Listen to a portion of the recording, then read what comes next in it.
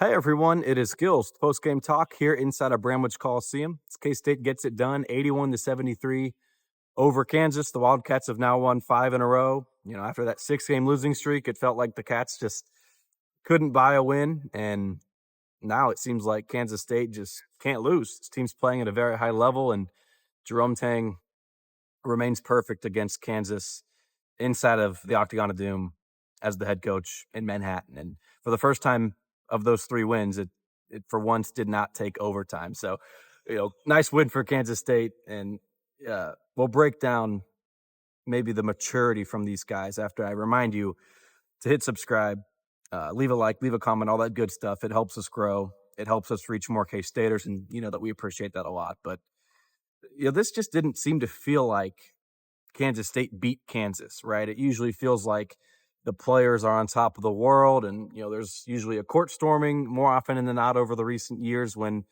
this team has beaten Kansas. And I know that as of late that hasn't been the case.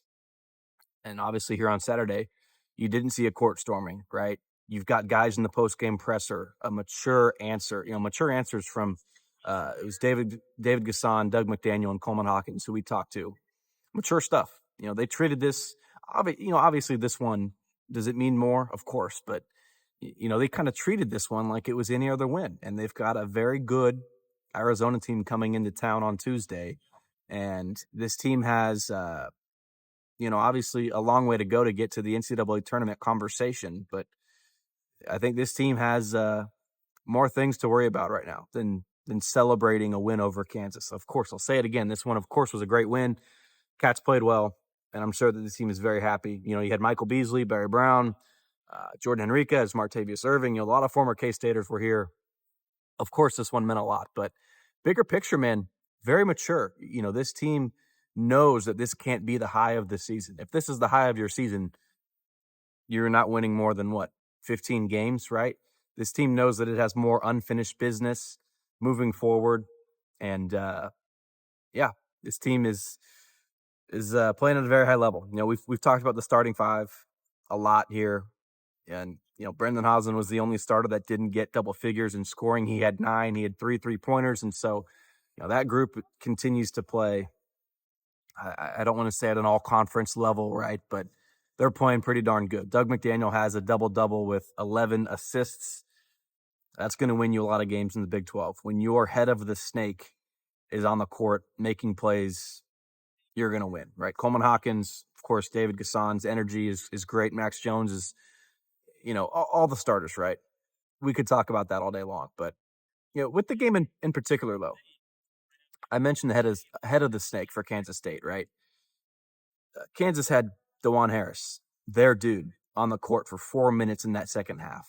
And that, in my eyes, this may be an unpopular take, but in my eyes, that's the difference of the game right there. And not to take anything away from what Kansas State did in this game. Cats played well.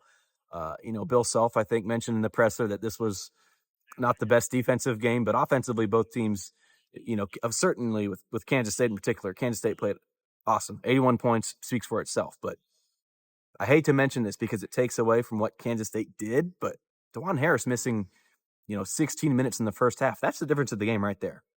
Kansas State and Kansas each scored 37 points, I believe, in the second half, right? So the second half was tied.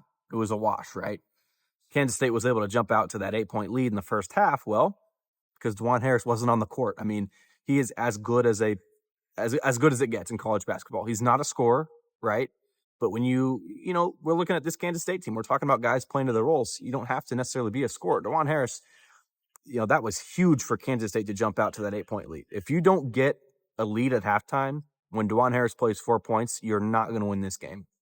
And Harris played well in the second half. Self mentioned that, but that was the key. That was kind of the game right there, in my eyes. And I hate to bring that up because it takes away from maybe what Kansas State did, but Kansas State didn't play any differently than just played the last 4 games leading into this one, right?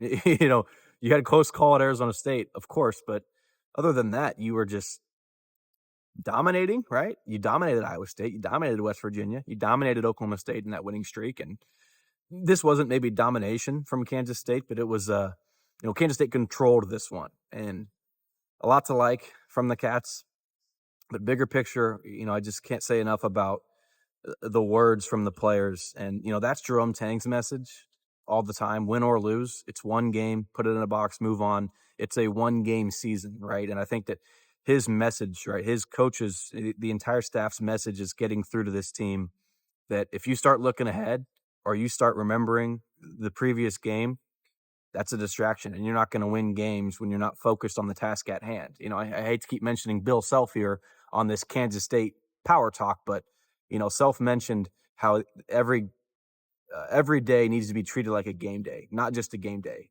And that Kansas State truly in practice, that's where you win. That's where you become an elite program. If you're not the most talented team in the world, which of course Kansas State isn't, and that's not a knock on them, but you've got to go hard every day. And for the guys that come before you, Jerome Tang mentioned, Michael Beasley, Barry Brown, J.O., Jordan Enriquez-Roberts was here, and Martavius Irving, right? That's why you wear the purple jersey, and that's why you go hard every day in practice.